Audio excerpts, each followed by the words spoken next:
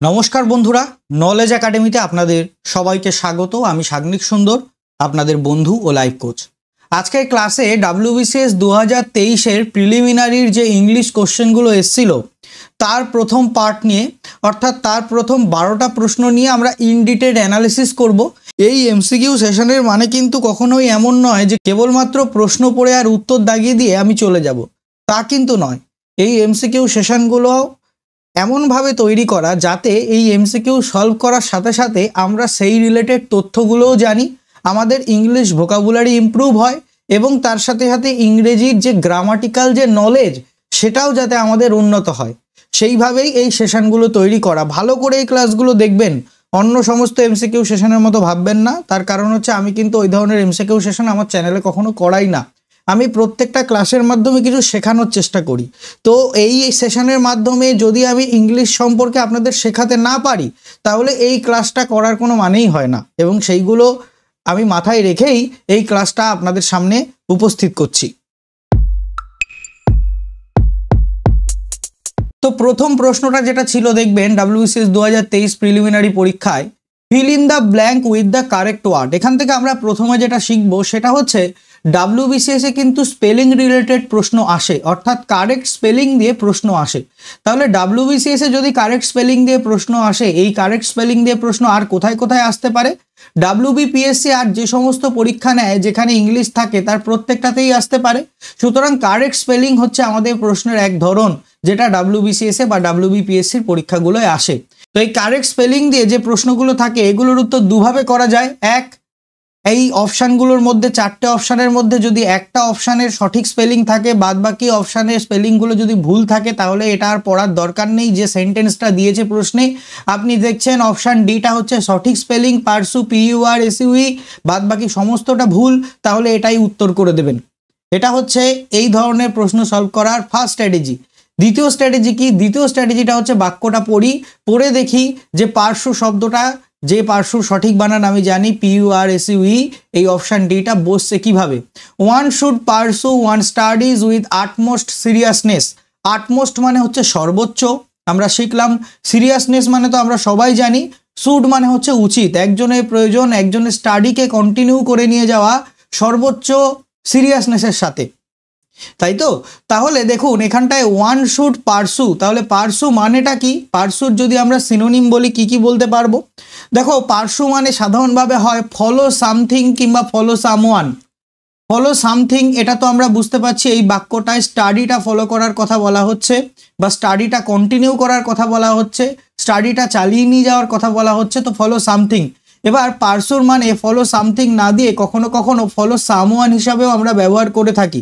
যেমন দেখো, আমি যদি বলি দ্য অফিসার পারসিউড আ কার, এই বাক্যটার মানে কি?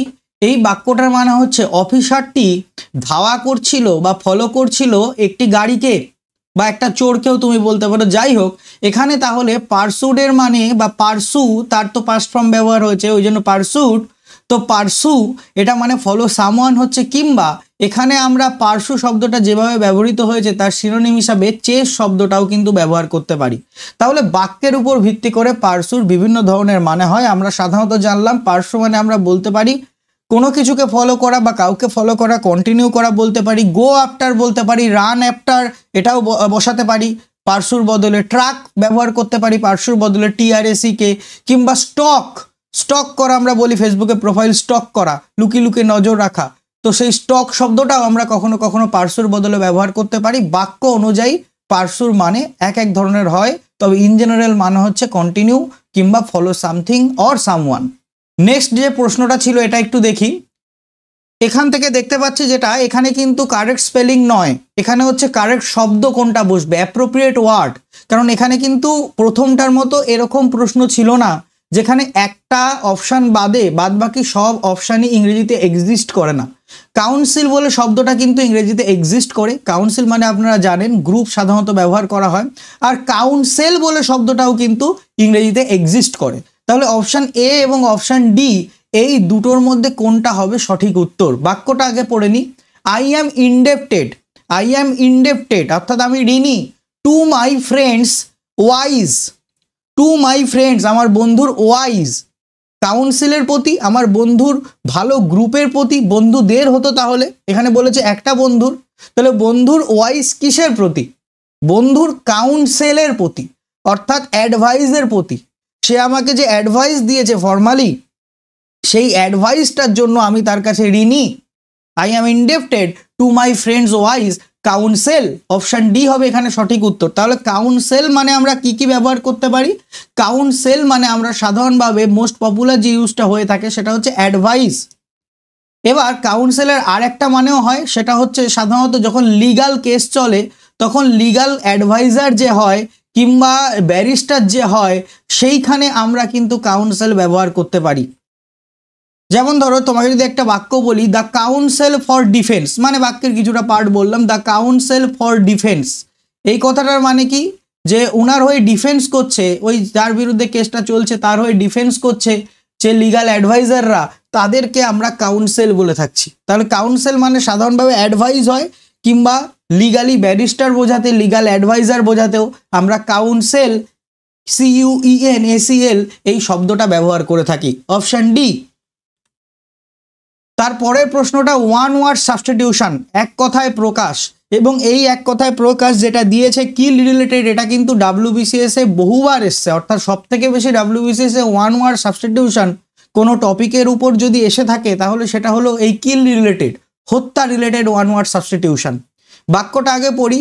ইন আর্লিয়ার টাইমস, আগেকার দিনে, রিবেলস মানে যারা বিদ্রোহী, ওয়ার এক্সিকিউটেড মানে তাদেরকে শাস্তি দেওয়া হতো, তাদেরকে হত্যা করা হতো, for killing the king. For killing the king মানে কি? ফর কিলিং দ্য কিং মানে রাজাকে হত্যা করার জন্য, ফর কিলিং দ্য কিলের পর আইএনজি যুক্ত হয়েছে, জিরান পার্টিসিপেল, এই দুটো জিনিস খুব ভালো করে শিখবে। এই দুটো জিনিস, এক তোমার ট্রান্সলেশনের মান যেরকমভাবে উন্নত করবে, ঠিক সেরকমভাবে এই দুটো জিনিস তোমার যে লেখনির মান সেটাও অনেক উন্নত করবে। বোঝা গেল? তো যাই হোক, ফর কিলিং দ্য কিং, তাহলে কিলিং দ্য কিং আন্ডারলাইন করা আছে, এর বদলে আমি কি বসাতে পারি এই অপশানগুলো থেকে? তাহলে কিল রিলেটেড যে ওয়ান ওয়ার্ড সাবস্টিটিউশন সেগুলো জেনে নিতে হবে। প্রথম অপশানে আছে হোমিসাইড। এই হোমিসাইড মানে আমরা অনেকেই গুলাই সুইসাইড, হোমিসাইড মানে কিন্তু সুইসাইড নয়। হোমিসাইড মানে হচ্ছে মার্ডার, একজন ব্যক্তি যখন অন্যজন ব্যক্তিকে হত্যা করছে, a person kills another person, তখন সেটা হচ্ছে মার্ডার বা হোমিসাইড। রেজিসাইড মানে কি? রেজিসাইড মানেই হচ্ছে কিলিং দ্য কিং, এটা মানেই হচ্ছে রেজিসাইড বা রাজাকে হত্যা। দেখো, রাজাকে হত্যা। প্যারিসাইড কথাটার মানে কি? প্যারিসাইডের পি ফর হচ্ছে পেরেন্টস, অর্থাৎ পেরেন্টকে যখন কেউ কিল করবে, অনেক সময় নিয়ার বাই রিলেটিভকে কিল করলেও আমরা প্যারিসাইড শব্দটা ব্যবহার করে থাকি। তো সাধারণভাবে পেরেন্টসকে বা বাবা মাকে যখন কেউ হত্যা করা বোঝাবে তখন প্যারিসাইড শব্দটা ব্যবহার করা হবে। ফ্যাট্রিসাইড শব্দটা মানে কি? সহজ ভাষায় বলতে গেলে নিজের রক্তের যারা ভাই বোন, ব্রাদার অর সিস্টার, তাদেরকে হত্যা করা, ব্রাদার অর সিস্টার তাদেরকে হত্যা করা, ভাই বোনকে হত্যা করা বোঝাতে সাধারণভাবে ফ্যাট্রিসাইড শব্দটা ব্যবহার করা হয়। তাহলে হোমিসাইড মানে মার্ডার, ইন জেনারেল মার্ডার, রেজিসাইড মানে রাজার হত্যা, পেরিসাইড মানে বাবা মায়ের হত্যা বা পেরেন্টসের হত্যা, আর ফ্যাট্রিসাইড মানে ব্রাদার কিংবা সিস্টারের হত্যা। বোঝা গেল? ভাই বোনের হত্যা। Next, choose the word which is nearest in meaning to vicarious. তো এই ভাইকারিয়াস এর সব থেকে কাছের মিনিংটা কি? ভিকারিয়াসও বলতে পারো, কিন্তু সঠিক প্রোনাউন্সিয়েশনটা হচ্ছে ভাইকারিয়াস। ভিটুপারেটিভ, ইনডিরেক্ট, সাপোর্টিভ নাকি আইসোলেটেড? ভালো করে বুঝতে হবে, কঠিন প্রশ্ন ছিল। তো ভাইকারিয়াস এই যে শব্দটা, এটা মানে হচ্ছে ইনডিরেক্ট বা সেকেন্ডারি আমরা বলতে পারি। বাংলায় যদি আরো বলি, বাংলাটা বুঝলে, বাংলাটা শুনলে তোমরা আরো খুব ভালো করে বুঝতে পারবে। আমি বললাম ইনডিরেক্ট কিংবা সেকেন্ডারি, আর বাংলা এর হবে প্রতিনিধি। যেমন ধরো আমি তোমাকে যদি একটা বাক্য বলি, the catalogue brings vicarious pleasure in luxury living, অর্থাৎ যে ক্যাটালগটা তিনি দেখছেন সেই ক্যাটালগে এমনভাবে বর্ণনা করা আছে যে লাক্সারিভাবে লিভ যদি কেউ করে, লাক্সারিভাবে কেউ যদি বেঁচে থাকে, তার যে ফিলিংটা, সেই ফিলিংটার প্রতিনিধি করছে বা সেই ফিলিংটা ইনডিরেক্টলি ক্যাটালগটা পড়ে বোঝা যাচ্ছে। তো এই ভাইকারিয়াসের সঠিক মানে হচ্ছে ইনডিরেক্ট কিংবা সেকেন্ডারি আমরা বলতে পারি, তবে ইনডিরেক্ট হচ্ছে মোস্ট সুইটেবল, তো সেই কারণে উত্তর হবে ইনডিরেক্ট। ভিটুপারেটিভ কথাটার মানে কি?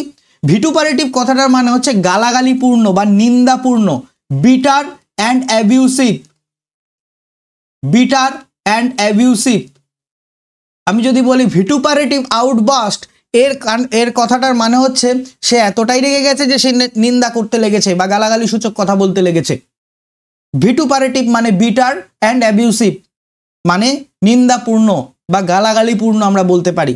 ইনডিরেক্ট মানে ভাইকারিয়াস, সাপোর্টিভ মানে তো আমরা সবাই জানি যে সাপোর্ট করে, আর আইসোলেটেড মানে হচ্ছে বদ্ধ থাকা। Next, I asked him why he was not in class. I asked him why he was not in class. আমি তাকে জিজ্ঞেস করেছিলাম সে কেন ক্লাসে ছিল না। এটা মূলত ন্যারেশন চেঞ্জ করতে বলেছে, কিন্তু প্রশ্নে বলা ছিল সঠিক পাংচুয়েশন দিয়ে এই বাক্যটাকে যদি আমরা অন্যভাবে রিপ্রেজেন্টেশন করি তাহলে কিরকম দেখতে লাগে। আলটিমেটলি এটা হচ্ছে একটা ন্যারেশন চেঞ্জ। তাহলে প্রথম কথা আই আস্কড হিম, তারপরে হাইফেন দিয়ে আমরা কিন্তু ন্যারেশনে করিনি, আমরা করতাম আই টোল্ড বা আই সেইড, এরকম বলার পর আমরা কমা দিতাম। তো ন্যারেশনে আমরা কমা সাইনটা ব্যবহার করে থাকি। তো সেই কারণে অপশান এ যেখানে হাইফেন সাইন আছে এবং অপশান সি যেখানে সাজ দ্যাট সাইন আছে, এই দুটো অপশানই আমাদের উত্তর হবে না। তাহলে আমাদের উত্তর কোন কোনটা হতে পারে? অপশান বি আর অপশান ডি। এবার অপশান বিটা পড়ি। এখানে আমাদের ইন্টারোগেটিভ সেন্টেন্সের সেন্স দরকার। I asked him why you are not in class. দেখো why you are not in class, তাহলে এখানে আরটা কিন্তু ইউ এর প্রথমে নেই, কিন্তু ইন্টারোগেটিভ সেন্টেন্স সম্পর্কে আমরা যদি জানি, জিজ্ঞাসাবোধক বাক্য সম্পর্কে যদি জানি, তাহলে জানবো আরটা সামনে আসবে, ভার্বটা সামনে আসবে। তাহলে সঠিক বাক্য যেটা হবে সেটা হচ্ছে option D, I asked him comma why are you, why are you not in class. আমি যে ট্রান্সলেশনের ক্লাসগুলো লঞ্চ করছি ওগুলো ভালো করে দেখো, রিপোর্ট রাইটিংয়ের ক্লাসগুলো দেখো, ট্রান্সলেশনে দেখবে আমি একটা ট্রান্সলেশন করেছি না, what have I taken for, আমি বলিনি what I have taken for, what have I taken for. তো why are you, why you are নয়, যেহেতু এটা প্রশ্নবোধক বাক্য। আমি যখন ইন জেনারেল বলছি, কোনো একটা স্টেটমেন্ট বলছি, তখন হোয়াই হি ওয়াজ নট আমি বলতে পারি, হোয়াই ইউ আর নট আমি বলতে পারি, কিন্তু এখানে তো প্রশ্ন করছি, আমি জিজ্ঞাসা চিহ্ন দিয়েছি, তো সেই কারণে কোটেশনের মধ্যে, তো সেই কারণে why are you not in class এটাই হবে সঠিক উত্তর। Option D is the correct answer. তাহলে অপশান বি আর অপশান ডি এর পার্থক্য বোঝা গেল। অপশান বিতে পাংচুয়েশন ঠিক ছিল, অসুবিধা নেই, কিন্তু ওখানে হোয়াই ইউ আর ছিল, আর এখানে হোয়াই আর ইউ, যেটা ইন্টারোগেটিভ সেন্টেন্সের সঠিক স্ট্রাকচারকে মেনটেন করে চলছে। নেক্সট প্রশ্ন, আইডেন্টিফাই দ্য ইনকারেক্ট পেয়ার। এটা কিন্তু জিআইএ যে অ্যানালজি পড়ো সেই অ্যানালজি রিলেটেড প্রশ্ন, তাই না? যে এর মধ্যে কোন পেয়ারটা সঠিক নয়, কোন জোড়াটা সঠিক নয়। কিডনি ডিজিজ যিনি ট্রিটমেন্ট করেন তাকে আমরা কি বলি? ইউরোলজিস্ট? না, ইউরোলজিস্ট আর নেফ্রোলজিস্ট এই দুটোর মধ্যে তফাৎ আছে একটা সূক্ষ্ম। নেফ্রোলজিস্ট আমরা তাকে বলি যে স্পেশালি কেয়ার করে কিডনিতে, অর্থাৎ কিডনি ডিজিজ রিলেটেড ট্রিটমেন্ট করে যে বা গবেষণা করে যে, তাকে আমরা বলি নেফ্রোলজিস্ট। আর ইউরোলজিস্ট আমরা কাকে বলি? ইউরিনারি সিস্টেম রিলেটেড টপিক যার দখলে আছে। ইউরিনারি সিস্টেম বোঝা গেল? ইউরিনারি সিস্টেম আর কিডনি দুটোর মধ্যে কিন্তু একটা সূক্ষ্ম তফাৎ আছে। ইউরিনারি সিস্টেমটা অনেক বিস্তারিত আর কিডনিটা হচ্ছে অনেক স্পষ্ট। তো সেই কারণে পার্টিকুলার কিডনি ডিজিজ নিয়ে যারা কাজ করে বা ট্রিটমেন্ট করে তাদেরকে আমরা বলে থাকি নেফ্রোলজিস্ট। তো এই পেয়ারটা ভুল আছে, বাদ বাকিগুলো একটু দেখে নিই। ব্লাড রিলেটেড ডিজিজ হেমাটোলজিস্ট একদম ঠিক আছে। হেমা এর মানে হচ্ছে রক্ত, তো হেমা নামক শব্দটা যেখানে যুক্ত থাকবে বুঝবে রক্ত সম্পর্কিত কিছু বলছে। Disease of the stomach gastroenterologist, তো গ্যাস কোথায় হয় আমরা সবাই জানি, সেই কারণে স্টোমাকের ডিজিজ যিনি ট্রিটমেন্ট করেন তাকে গ্যাস্ট্রোএন্টারোলজিস্ট বলে থাকি। ভেরিয়াস টাইপ অফ ক্যান্সার, এই অঙ্ক যেগুলোর সাথে জড়িত সেগুলো সব ক্যান্সার রিলেটেড, সেগুলোকে আমরা বলি মানে ভেরিয়াস টাইপ অফ ক্যান্সার যারা ট্রিটমেন্ট করে তাদেরকে বলি অঙ্কোলজিস্ট, আর এই বিষয়টাকে আমরা বলে থাকি অঙ্কোলজি, তাই না? তো BCD তিনটেই ঠিক আছে। কিডনি ডিজিজের হতো নেফ্রোলজিস্ট, সেটা না নিয়ে আছে ইউরোলজিস্ট, যেটার মানে হচ্ছে ইউরিনারি সিস্টেম রিলেটেড জিনিসপত্র যিনি ট্রিটমেন্ট করেন বা যিনি পড়াশোনা করেন। নেক্সট হচ্ছে ইডিয়ম। এই ইডিয়মটা দেখো কিভাবে এসেছিল, একটা সেন্টেন্সের কিছু ওয়ার্ডের তলায় আন্ডারলাইন করে দিয়েছিল, ইটালাইজ করে দিয়েছিল, তো এর বদলে এই আন্ডারলাইন করা আছে যে ওয়ার্ডগুলো, তার বদলে আমি এই চারটে অপশান থেকে কি কি বসাতে পারি। এই কারণে প্রশ্নে দেখে মনে হচ্ছে একটা ইডিয়ম, কিন্তু চারটি ইডিয়মের মানেই আমার জানতে হবে, নইলে কিন্তু করতে পারবো না সাধারণত। You should review your options carefully before you make a decision. তুমি যখন কোনো ডিসিশন নিতে যাবে, কোনো সিদ্ধান্ত নিতে যাবে, তখন তোমার যে অপশানগুলো আছে সেই অপশানগুলো ভালো করে পরীক্ষা নিরীক্ষা করে নেবে। অর্থাৎ তুমি যখন কোনো সিদ্ধান্ত নিতে যাবে, সেই সিদ্ধান্তটা নিলে পসিবল ডেঞ্জার কি কি আছে সেগুলোরও বিবেচনা করে তারপর সিদ্ধান্ত নেবে, তাই তো? এর মানে তো তাই। তাহলে এই পার্টের বদলে আমি অপশানগুলোর মধ্যে থেকে কোনটা বসাতে পারি? Make hay while sun shines. এই make hay while sun shines এই কথাটার মানে হচ্ছে কোনো একটা সিচুয়েশনের মোস্ট অ্যাডভান্টেজ নেওয়া, কোনো একটা সিচুয়েশনের মোস্ট অ্যাডভান্টেজ নেওয়া, অর্থাৎ এমন একটা সিচুয়েশন যেটা তোমার ফেভারেবল। ধরে নাও সময়টা এখন তোমার জন্য খুব ভালো চলছে, এই সময়ের সদ্ব্যবহার সব থেকে ভালোভাবে করা, এটা মানে হচ্ছে make hay while sun science. Seat on the fence, কোনো একটা বেড়ার উপর বসে থাকা। ধরে নাও একটা বেড়া দেওয়া আছে দুটো জায়গার মাঝখানে, দুটো জায়গায় বিবাদ চলছে দুই পক্ষের মধ্যে, আর কেউ একজন ওই বেড়ার উপর বসে আছে, অর্থাৎ সীমানা বরাবর বসে আছে। এর মানে হচ্ছে নিউট্রাল থাকা। কোনো একটা ঝগড়া বা বিবাদ যখন হয় তখন নিউট্রাল থাকা, এটা মানে হচ্ছে সিট অন দ্য ফেন্স। আর লুক বিফোর ইউ লিপ, এইটা মানেই হচ্ছে review your options carefully before you make a decision. সহজ ভাষায় বলতে গেলে এই লুক বিফোর ইউ লিপ এই কথাটার মানে হচ্ছে you should not act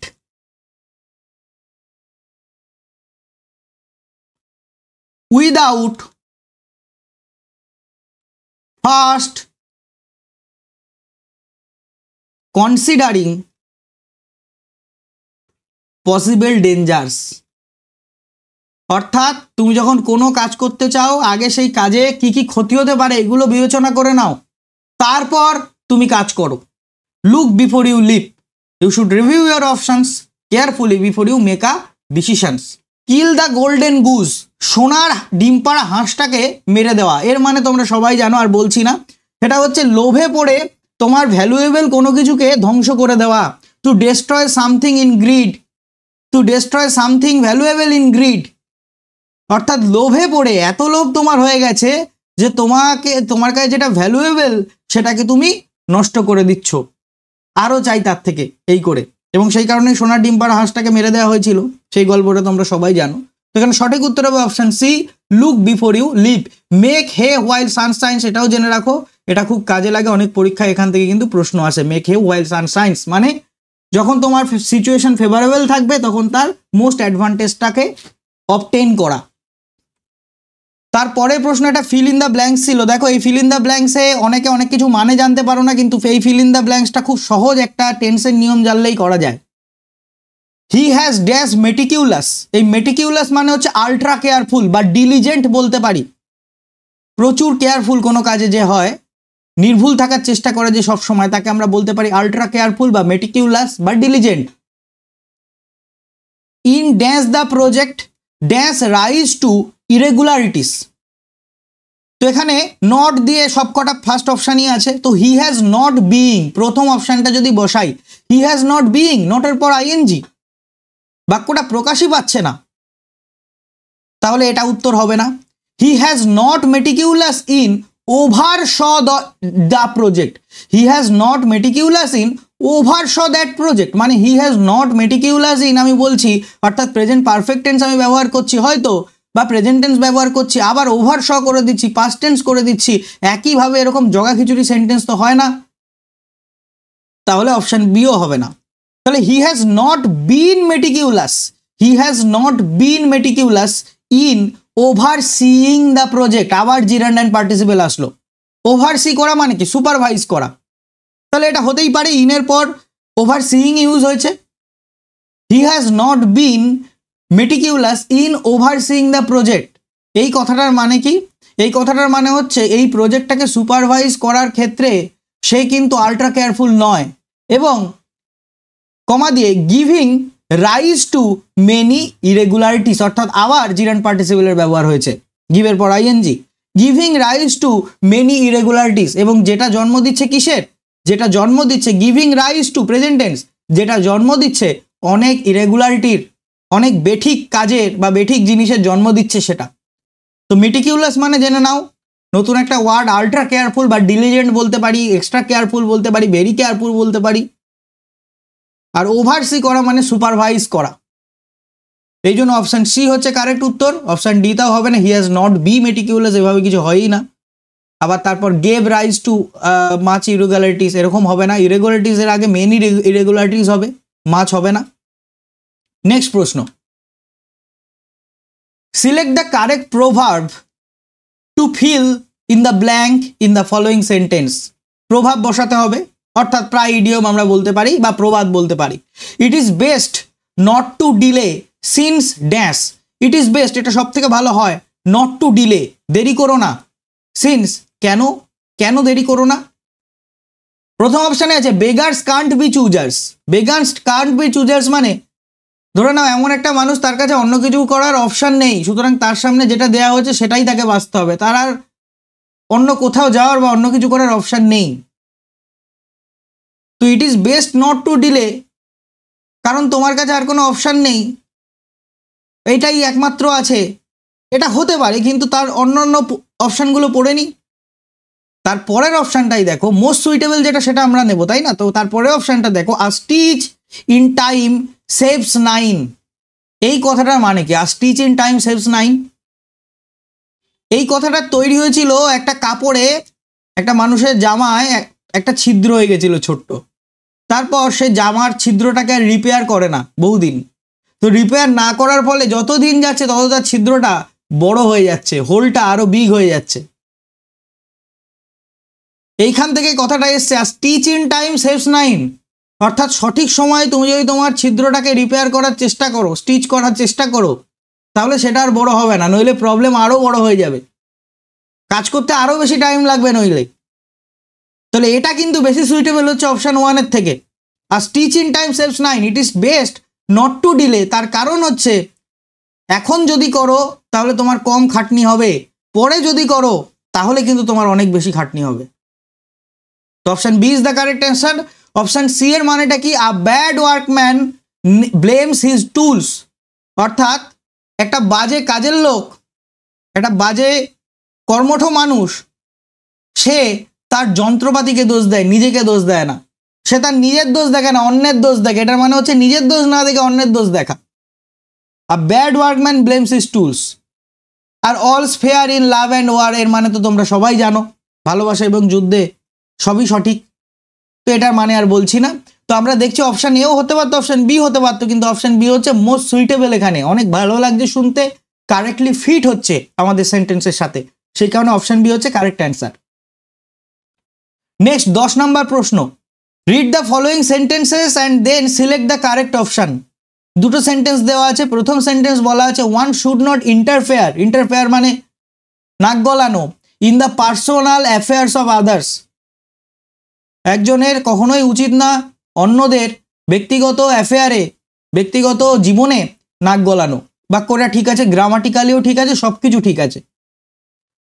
option two বলছি, সেন্টেন্স টু যেটা ছিল সেটা হচ্ছে the personal in that company are dissatisfied. এখানে আর আছে, অর্থাৎ প্লুরাল ফর্ম, আর এখানে কি আছে? দ্য পার্সোনাল, এটা হচ্ছে সিঙ্গুলার ফর্ম। এরকম কি হতে পারে? না। তাহলে এখানে পার্সোনাল না হয়ে এখানে হবে পার্সোনেল। আমার যারা ট্রান্সলেশনের ক্লাস দেখো তারা দেখবে আমি কিন্তু ট্রান্সলেশনে এই ধরনের শব্দটা খুব ব্যবহার করে থাকি, পার্সোনেল ট্রান্সলেশন বা রিপোর্ট রাইটিংয়ে। তো the personnel in that company are dissatisfied যদি বলতাম ঠিক হতো, আর পার্সোনাল যদি বলছি তাহলে এটা ঠিক হতো না। তো সেই কারণে অপশান 2টা গ্রামাটিক্যালি ভুল আছে, সিঙ্গুলার এবং প্লুরালে জগাখিচুড়ি হয়ে গেছে। তাহলে এখানে কেবলমাত্র কোন সেন্টেন্সটা সঠিক? সেন্টেন্স 1টা সঠিক, অর্থাৎ option A only sentence 1 is correct, is the correct answer. Sentence 2টা কিন্তু ভুল আছে। নেক্সট প্রশ্ন, এটা সব থেকে কঠিন প্রশ্ন ছিল WBCS 2023-এর। প্রশ্নটায় অনেকের অনেক কনফিউশন হতে পারে। যতটা আমি জানি, আমার সামান্য জ্ঞানে আমি সাধারণভাবে এটা তোমাদের বোঝানোর চেষ্টা করছি, যদিও পরীক্ষা হলে এই প্রশ্ন পেলে আমি ছেড়ে দিয়ে আসতাম, পরীক্ষা হলে আমি ভুল করতাম না। এখানে সবাই হয়তো ম্যাক্সিমাম উত্তর করে এসছো এক্সাইটিং, কিন্তু এক্সাইটিং কেন হবে না সেটা আমি বলছি। তার আগে এই প্রশ্নটায় দুটো সেন্টেন্সে দুটো ওয়ার্ড দেওয়া আছে, সেই দুটো ওয়ার্ডের তলায় আন্ডারলাইন করা আছে। আমাদের বলতে হবে ওই দুটো ওয়ার্ডের বদলে অপশান থেকে কোন ওয়ার্ডটা আমরা বসালে ওই দুটো সেন্টেন্সই সঠিক হতো বা তার আসল মানেটা প্রকাশ পেত। সেন্টেন্স 1 আছে, আই অ্যাপ্রিসিয়েট হিজ এক্সুবেরেন্ট নেচার। এক্সুবেরেন্ট মানে হচ্ছে লাইভলিনেস, চেয়ারফুলনেস, প্রাণবন্ত। এবার এই এক্সুবেরেন্ট নামক শব্দটা সাধারণত কোনো একটা মানুষের স্বভাব বাইরে থেকে মানুষ কিরকম দেখছে, বা কোনো একটা মানুষ ভিতর থেকে খুব হ্যাপি, যেমন ধরে নাও আমি ভিতর থেকে খুব হ্যাপি, খুব চেয়ারফুল ফিল করি নিজেকে, সেই কারণে আমার পড়ানোর মধ্যে প্রকাশ পায় আমার এনার্জিটা, আমি মিনমিন করে পড়াই না, আমি একটা লাইভলিনেস এইটা মেনটেন করে পড়াই, একটা লাউড ভোকাল টোন মেনটেন করে পড়াই। তো এটা তোমরাও বুঝতে পারছো যে স্যার নিশ্চয় এনার্জেটিক আছে, সেই কারণে এরকম টোন মেনটেন করে পড়াচ্ছে। তো এইটা হচ্ছে পার্টিকুলার এক্সুবেরেন্ট। আর এক্সাইটিং মানে ভিতরে এনার্জেটিক থাকা, বাইরে থেকে যে দেখছে সেই আউটওয়ার্ড এক্সপ্রেশনটা ঠিক নয়। কি বললাম বুঝেছো? ফেস্টিভ মানে তো সবাই জানো, everyone at the party was in a festive mood, এটা মানে তো সবাই জানো। সমস্যাটাও তো এক্সুবেরেন্ট মানে। এক্সুবেরেন্ট মানে আবারও বলছি, এটা হচ্ছে আউটওয়ার্ড এক্সপ্রেশন, তুমি কতটা লাইভলিনেস ফিল করছো, তুমি কতটা চেয়ারফুল, তার আউটওয়ার্ড এক্সপ্রেশন। অর্থাৎ আমি যদি বলি এক্সুবেরেন্টের সঠিক মানে কি, তাহলে বলবো displayed someone's outward expression of joy and excitement. Displayed someone's outward expression of joy and excitement. এক্সুবেরেন্টের সঠিক সিনোনিম যদি দেখো তাহলে সেটা হবে ইবুলিয়েন্ট। ইবুলিয়েন্ট মানেও তাই, কিন্তু ইবুলিয়েন্টের সাথেও এক্সুবেরেন্টের সামান্য একটু তফাৎ আছে। ইবুলিয়েন্ট মানে হচ্ছে stronger sense of outward expression, ওই যে আউটওয়ার্ড এক্সপ্রেশনটার কথা বললাম তার একটু স্লাইটলি স্ট্রঙ্গার সেন্স, তার স্লাইটলি স্ট্রঙ্গার সেন্স, কিন্তু আউটওয়ার্ড এক্সপ্রেশনেরই। আর এক্সাইটিং মানে হচ্ছে ইনওয়ার্ডের কথা বোঝাচ্ছে, ওটা দিয়ে ঠিক বোঝায় না যে আউটওয়ার্ড এক্সপ্রেশনটা বা প্রাণবন্ত, ওই শব্দটা ঠিক এক্সাইটিংয়ের মাধ্যমে বোঝায় না যতটা না এক্সুবেরেন্টের মাধ্যমে বোঝায়, কারণ এখানে তার নেচারের কথা বলা হচ্ছে। তো আই অ্যাপ্রিসিয়েট হিজ এক্সুবেরেন্ট নেচার, অর্থাৎট যেটা আউটওয়ার্ডে দেখা যাচ্ছে সেটার কথাই বলা হচ্ছে, এই কারণে এক্সাইটিংটা হবে না, ইবুলিয়েন্ট হবে। আর এক্সাইটেবল মানে প্রচুর পরিমাণে এক্সাইট আছে যে। আর এক্সরবিটেন্ট মানেও একই রকম এক্সাইটেবলের মানে, যা ভেরি হাই তার এনার্জেটিক আর কি, তো সেটা হবে না। তো এই কারণে উত্তর হবে এবুলিয়েন্ট।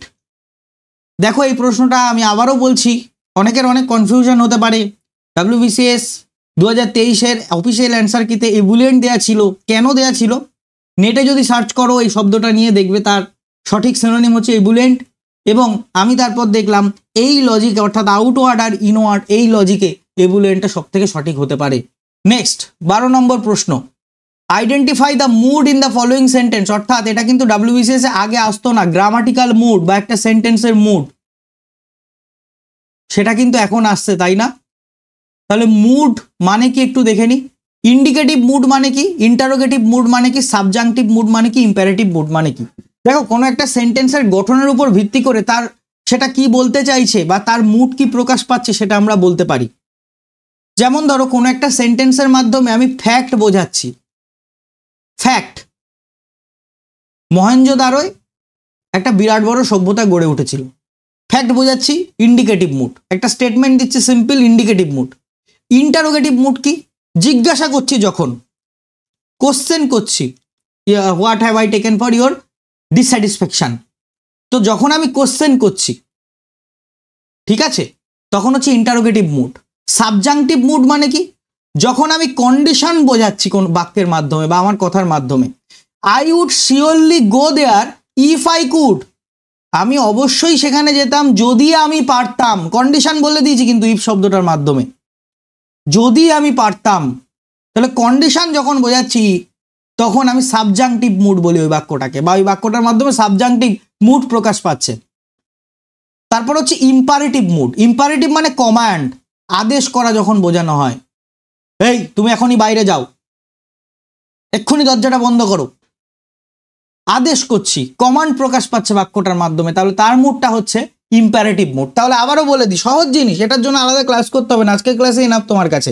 মুড কি জিনিস যদি 2024-এও আসে বা অন্যান্য পরীক্ষায় আসে, কারণ WBPSC সাধারণত এক পরীক্ষার সাথে অন্য পরীক্ষার প্রশ্ন প্রচুর রিপিট করে, সেই কারণে এইটা যে পরবর্তীকালে অন্য পরীক্ষা আসবে না এর কোনো মানে নেই, আসতেই পারে, রিপিট প্রচুর হয়।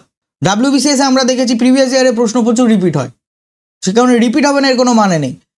খুব সহজ জিনিস, যখন আমরা কোনো বাক্যের মাধ্যমে ফ্যাক্ট বোঝাই তখন সেটা ইন্ডিকেটিভ মুড, যখন আমরা কোনো বাক্যের মাধ্যমে কন্ডিশন বোঝাই সাবজাংটিভ মুড, কমেন্ট বোঝাই আদেশ বোঝাই ইম্পারেটিভ মুড, কোশ্চেন করি কোনো বাক্যের মাধ্যমে প্রশ্নবোধক বাক্য যখন বলি বা প্রশ্ন করি কোনো বাক্যের মাধ্যমে তখন হচ্ছে ইন্টারোগেটিভ মুড। তাহলে আজকের ক্লাসে আমরা কি কি শিখলাম, নতুন জিনিস একটু দেখে নিই, তাই না? কি কি ভোকাবুলারি শিখলাম, সমস্ত কিছু কি শিখলাম, তাহলে আমাদের ইংরেজি শেখাটা হবে ধীরে ধীরে। কারণ আমি আবারও বলছি, এমসিকিউ সেশন মানে এই নয় সঠিক উত্তর কি আছে বলে দিয়ে চলে গেলাম, তোমরা উত্তর কি মিলিয়ে নাও আর মুখস্থ করে নাও, তা নয়। আমি ইন ডিটেল বোঝানোর চেষ্টা করি। তো পারসু, PURSU, এটা হচ্ছে পারসুর সঠিক স্পেলিং। এটা মানে কন্টিনিউ করা, follow something or follow someone. কখনো কখনো চেজ বা ধাওয়া করা বোঝাতেও আমরা পারসু শব্দটা ব্যবহার করতে পারি। COUNSEL, কাউন্সেল, এই কাউন্সেল শব্দটার মাধ্যমে আমরা সাধারণত ওয়াইজ অ্যাডভাইস, যেটা ফর্মালি দেওয়া হয়ে থাকে সেটা বোঝানো হয়ে থাকে, বুঝিয়ে থাকি। কিংবা কোনো একটা পার্টিকুলার লিগাল কাজে যারা অ্যাডভাইস দেয়, লিগাল অ্যাডভাইজার যাদেরকে বলে থাকি, বা ব্যারিস্টার বোঝাতেও কাউন্সেল শব্দটা ব্যবহার করতে পারি। হোমিসাইড মানে মার্ডার, আ পারসন কিল্ড অ্যানাদার পারসন। রেজিসাইড মানে কিলিং দ্য কিং, প্যারিসাইড মানে কিলিং দ্য পেরেন্টস, ফ্যাট্রিসাইড মানে killing the brother or sister. Vicarious মানে ইনডিরেক্ট বা সেকেন্ডারি, প্রতিনিধি সূচক। ভিটুপ্যারেটিভ মানে বিটার অ্যান্ড অ্যাবিউসিভ, নিন্দাপূর্ণ, গালাগালিপূর্ণ। কিডনি ডিজিজ রিলেটেড পড়াশোনা যে করে বা ট্রিটমেন্ট যে করে তাকে আমরা বলে থাকি নেফ্রোলজিস্ট। আর ইউরিনারি সিস্টেম রিলেটেড পড়াশোনা বা গবেষণা বা ট্রিটমেন্ট যে করে থাকে তাকে আমরা বলে থাকি ইউরোলজিস্ট। তারপর আমরা দেখলাম make hay while sun shines মানে ফেভারেবল সিচুয়েশনের মোস্ট অ্যাডভান্টেজ নেওয়া। সিট অন দ্য ফেন্স মানে try to be neutral, neutral থাকা। লুক বিফোর ইউ লিপ মানে পসিবল ডেঞ্জার কী কী হবে ওই কাজটা করলে সেটা বিবেচনা করে তারপর কাজটা করতে যাওয়া। আর কিল দ্য গোল্ডেন গুজ মানে অতিরিক্ত লোভে মোস্ট ভ্যালুয়েবল জিনিসকে বা ভ্যালুয়েবল কোনো কিছুকে, সামথিংকে ডিস্ট্রয় করে দেওয়া, নষ্ট করে দেওয়া। মেটিকিউলাস মানে আল্ট্রা কেয়ারফুল বা ডিলিজেন্ট বা ভেরি কেয়ারফুল। ওভারসি মানে হচ্ছে সুপারভাইজ করা। বেগার্স কান্ট বি চুজার্স মানে একটা ভিখারির কাছে যেমন আর কোনো অপশান থাকে না অন্য কিছু করার, একটা মানুষের কাছেও যখন সেই কাজটা করা ছাড়া অন্য কোনো ধরনের কোনো অপশান থাকে না তখন আমরা বলি বেগার্স কান্ট বি চুজার্স। আর stitch in time saves nine মানে কোনো একটা কাজকে যদি তাড়াতাড়ি মিটিয়ে নেওয়া হয় তাহলে কম সময় লাগে, যত ডিলে করব যত টাইম যাবে তত বেশি সময় লাগবে, তত বেশি কষ্ট হবে। A bad workman blames his tools আর all's fair in love and war. Next, এখানে দেখলাম পার্সোনালের প্লুরাল ফর্ম হয় পার্সোনেল, PERSONNEL। তাহলে কেন 2 নম্বর বাক্যটা ভুল আছে, সিঙ্গুলার প্লুরাল ম্যাচ করছে না তাই। তারপর দেখলাম এক্সুবেরেন্ট মানে আউটওয়ার্ড এক্সপ্রেশন কোনো মানুষের, যেটার মাধ্যমে তার লাইভলিনেস বোঝায়, সে কতটা চেয়ারফুল বোঝায়, সে যে প্রচণ্ড এনার্জেটিক এটা বোঝা যায়। এর সঠিক সিনোনিম হচ্ছে ইবুলিয়েন্ট। তারপর আমরা গ্রামাটিক্যাল মুড শিখেছি। কোনো বাক্যের মাধ্যমে যখন ফ্যাক্ট বোঝানো হয় তখন সেটা ইন্ডিকেটিভ মুড, কোশ্চেন বোঝানো হয় ইন্টারোগেটিভ মুড, কন্ডিশন বোঝানো হয় সাবজাংটিভ মুড, কমান্ড প্রকাশ পায় ইম্পারেটিভ মুড। আশা করি এই 12টা প্রশ্নের মাধ্যমে তোমরা অনেক কিছু শিখলে, ইংরেজিটা আগের থেকে আরও অনেক ডেভেলপড হলো।